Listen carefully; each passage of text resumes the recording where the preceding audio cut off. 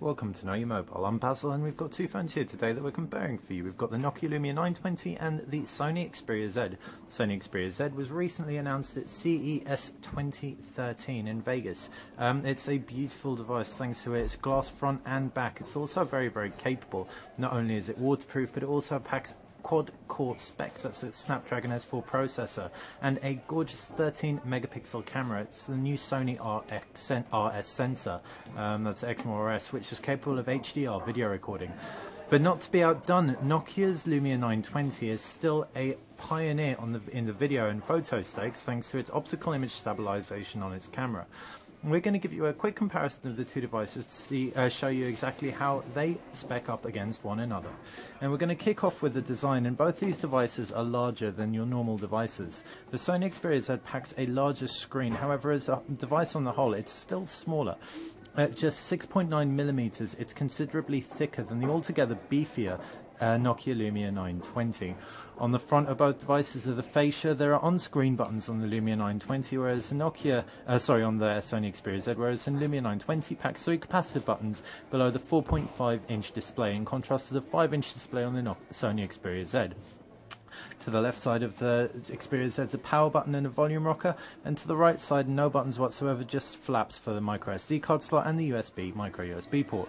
On the right side of the Lumia 920, volume rocker, power button and a physical 2-stage camera button with no buttons to the left. Up at the top, both devices have a 3.5mm headphone jack with a micro SIM card slot on the Lumia 920.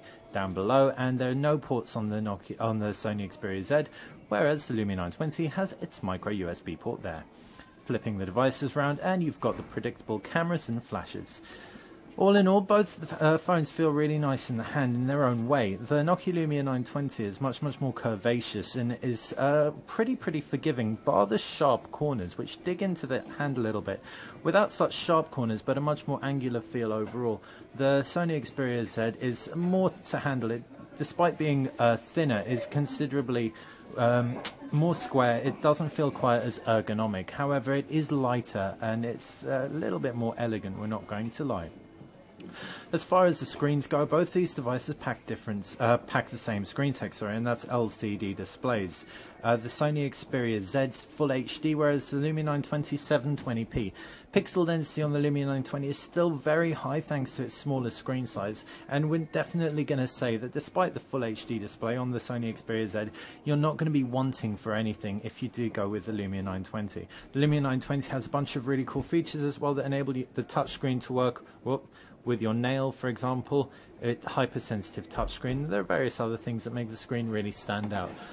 Again, not to be outdone, the Sony Xperia Z packs its Sony Bravia screen technology and something called optic contrast, which is effectively a resin layer that is between the glass and the LCD display, and it enables produces great viewing angles and a gorgeous overall viewing experience. And we can attest to that. It does look great in the hand. Onto the operating systems, and both of these phones pack extremely different OSs. You've got Windows Phone 8 on the Nokia Lumia 920. This is the newest version from Microsoft, and it's quite tapered in terms of its functionality thanks to the lack of app support.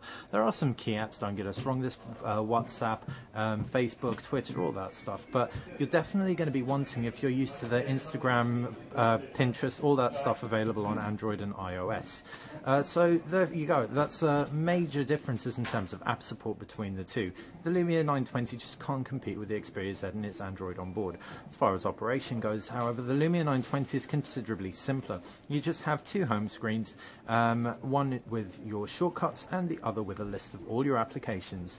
The applications can be pinned to the home screen with a long press, and it's really as easy as that. There's not much more to get your head around. There are a few omissions in terms of key UI functionality, such as a notifications bar, so you can occasionally miss calls and text messages and emails. However, if you don't need to be up to the minute connected all the time and aware of everything going on your phone, you should find the operating system very easy on the eye and simple to get your head around. Android, in contrast, is comprised of multiple home screens. It's a lot busier, and there's a lot more that you can do with it. And in turn, you might not want to jump for Android if you get confused by operating systems on your mobile very easily.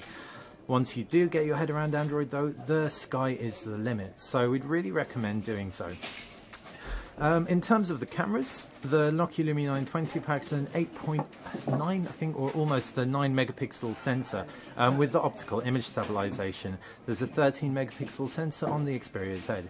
We can show you the optical image stabilization in action on the Lumia 920, and it really is fantastic. So if we take a picture, for example, we can see I'm shaking my hand on purpose. As soon as I half press on the actual camera button, you can see it minimizes handshake greatly, and that's because it has a floating lens element. It's the same technology as found on compact system cameras.